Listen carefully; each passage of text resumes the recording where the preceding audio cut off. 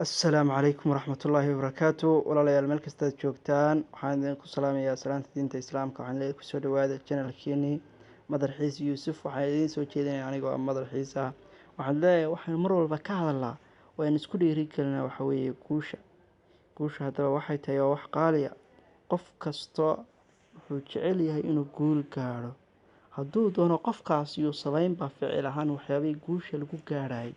laakiin qof kasta naftiisa uu la jecel yahay inuu guul gaaro inuu muuqdo inuu adduunka korkiisa ka muuqdo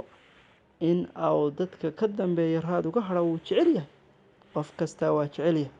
hadaba walaalayaal waxaan isku dhiirigelinaa maalin walba isu sheeganaa waxa ay tahay intaa weeyaan inaan noqono dad muuqda fi aakhiraba inaan muuqano ayaan isku dhiirigelinaa hadaba waxaad ku noqon kartaa qof guuleysta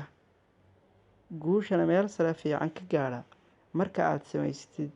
oo aad noloshaada hadaf u samaysid qaraar adagna gaadhid allana tala saaratid waxay noqonaysaa guushaadu mid aad iyo aad